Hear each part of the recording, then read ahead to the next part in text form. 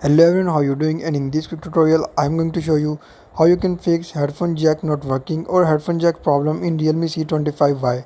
So before just starting video, don't forget to subscribe and also press the bell icon for more latest videos.